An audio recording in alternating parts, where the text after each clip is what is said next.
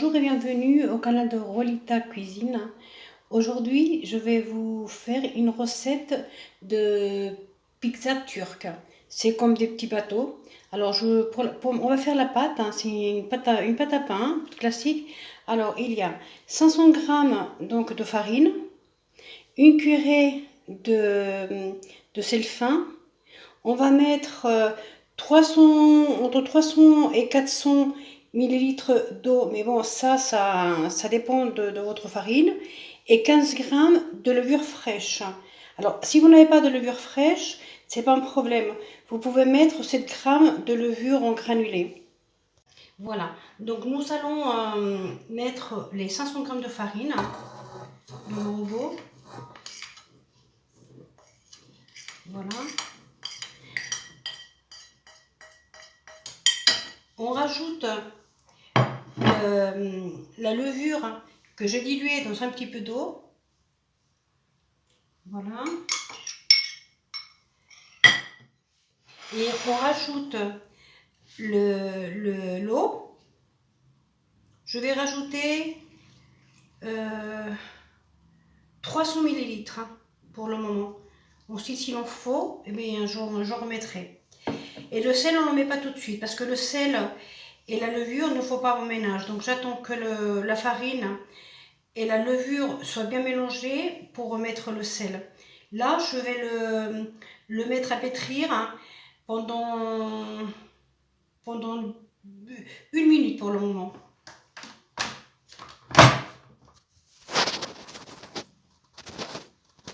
Voilà au bout d'1 minute est-ce que ça donnait. Donc là, je rajoute le sel, voilà, et je rajoute le reste d'eau. Donc je mets bien 400 millilitres d'eau et je le fais tourner, enfin pétrir pendant 2 minutes encore. Donc en tout, ça fera 3 minutes de pétrissage.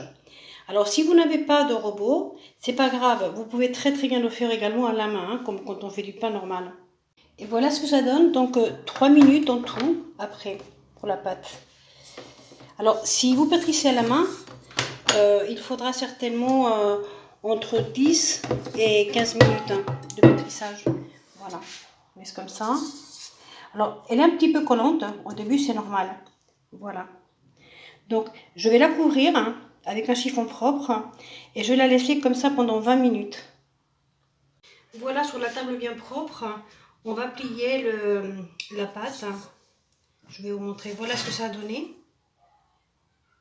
Donc je vais la sortir de là.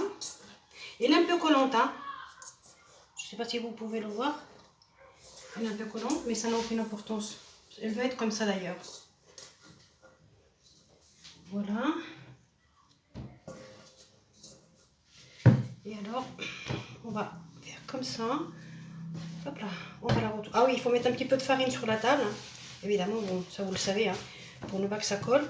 Et alors, on l'étale un petit peu comme ça. On la plie une fois. On le plie une fois comme ça. Une autre fois comme ça. Et une autre fois comme ça. Voilà. Encore une fois comme ça. Une autre fois comme ça. Une autre fois comme ça.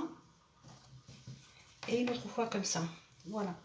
Et on le remet donc, voilà. On le remet en boule et on le remet donc dans le pot. Voilà. Avec, on le couvre et on le laisse encore 20 minutes. Pendant le repas de la pâte, on va faire la farce. Donc, il y a 3 escalopes de poulet, voilà, coupées en petits morceaux. Il y a 3 quarts d'un poivron rouge, un oignon un gros et un petit, 2 cuillerées à café d'épices Colombo, 1 cuillerée à café d'origan, du sel, de l'huile. Je vais mettre 4 ou 5 cuillerées de crème fraîche et 250 g de coulis de tomate. Ensuite, je mettrai du fromage râpé aussi. Bon, j'en mets pas beaucoup parce que moi je suis pas très friande. Voilà. Voilà, j'ai préchauffé le four. Je viens de le mettre en préchauffement pendant 10 minutes. Et j'ai donc mis un tout petit peu d'huile. Je vais lui mettre 3 cuillerées d'huile. Voilà. Maintenant, je vais verser les poivrons et l'oignon. Voilà. Qui ont été moulinés. Mais enfin, on peut les couper en petits morceaux aussi. Hein. Voilà.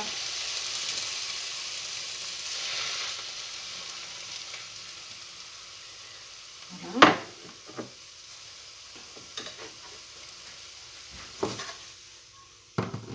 Je rajoute un petit peu de sel. Voilà, on laisse revenir un petit peu.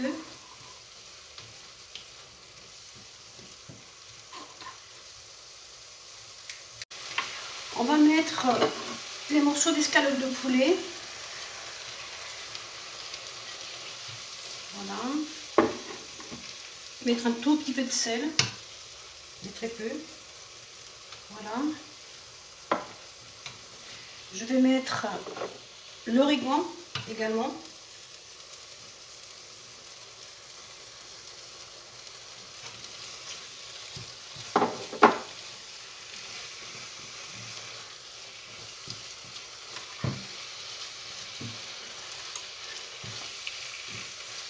Voilà, on va attendre que le poulet soit fait pour rajouter la tomate, hein, la crème fraîche et puis les épices à Colombo.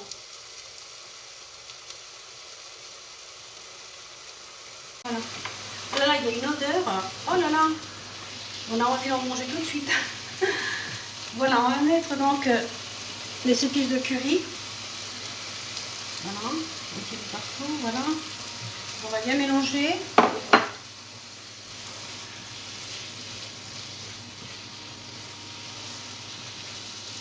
Voilà.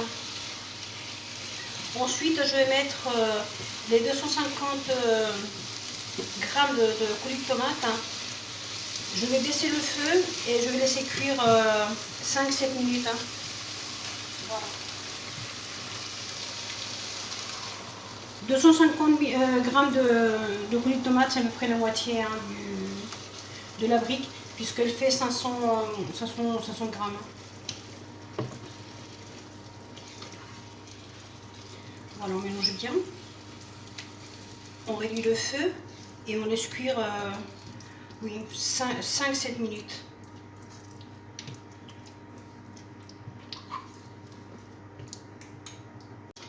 Voilà. Maintenant, on va éteindre. Hein. Moi, je l'ai laissé cuire 7 minutes. Hein. On va éteindre et on va laisser refroidir. Hein. Voilà, j'ai rajouté donc 3 cuillerées de crème fraîche hein, une fois éteint parce que je préfère le faire comme ça. Parce que comme ça va aller dans le four, hein, la crème fraîche, elle va légèrement cuire un petit peu dans le four. Hein. Voilà, on prend donc la pâte. Voilà. Je vais la sortir.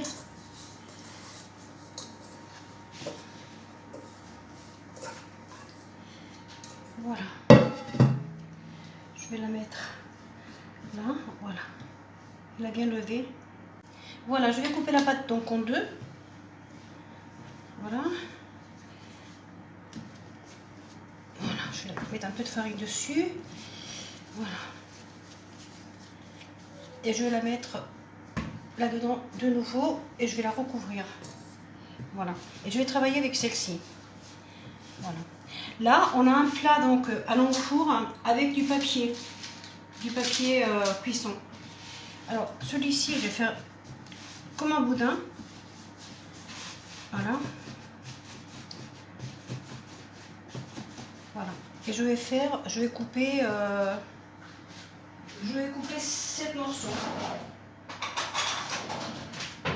Voilà. Je vais couper 1, 2, 3, 4, 6. Voilà, 6 morceaux. Voilà. 1, 2, 3, 4, 5 et 6. Voilà. Je prends un petit peu de farine. Alors, je fais un peu une boule avec, comme ça. Voilà. Je le mets là. Et je fais des boules, 6 boules en fait. Ensuite, avec un rouleau, je les aplatis en ovale. Voilà.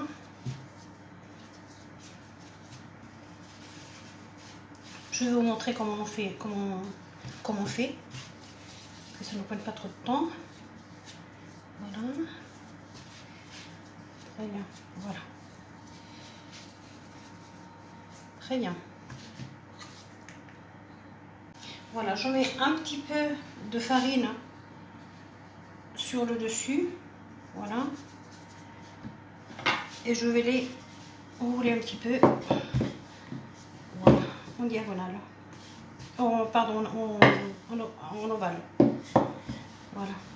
Après, vous les faites de la grandeur que vous voulez. Hein. Moi, je ne vais pas les faire énormément grand. Je vais les faire un petit peu, à peu près comme ma main. Voilà. Voilà. Donc, je les prends et je les mets. Je ne sais pas si vous voyez, là, j'ai mis du papier sulfurisé également. Je les mets là. Je les pose là. Voilà, je continue à faire le reste et je reviens vers vous. Voilà, on va garnir une petite pizza. Donc, je vais mettre de la farce. Hein. Je vais mettre une bonne cuillerée et demie, je dirais. Même un petit peu plus de purée. Voilà, parce qu'il y en a plein. Voilà. Alors, on le met sur, moi je le mets sur le plat allant au four, hein, parce que après, si on le fait sur le plan de travail, pour le mettre dans le plat qui va au four, c'est terriblement dur. Donc, moi je préfère faire comme ça. Vous, si vous préférez le faire sur le plan de travail et ensuite le remettre dans le plat qui va au four, vous pouvez, hein, tout à fait, il n'y a pas de problème. Hein. Voilà. Vous voyez, ça fait des jolis petits bateaux. Voilà. Je vais continuer comme ça jusqu'à en avoir 6. Il y en a eu 12 en tout, hein, donc là je vais faire 6 hein, parce que j'aurai pas de place sinon pour les cuire, les 12. Hein, et je reviens vers vous. Voilà, donc j'en ai fait 5 hein, parce que le 6e ne rentrait pas. Je vais les mettre au four hein, à 200 qui a été préchauffé 10 minutes avant. Et je vais les laisser normalement 15 minutes. Hein. Bon, vous, c'est en fonction de votre four. Lorsque vous voyez que le pain est cuit, il faut les sortir. Hein. Et voilà les 8 dernières petites pizzas que je vais mettre donc au four. Hein. Voilà, je viens de les sortir du four. Hein. Alors je les ai laissées, moi, 20 minutes hein, dans mon four. Hein.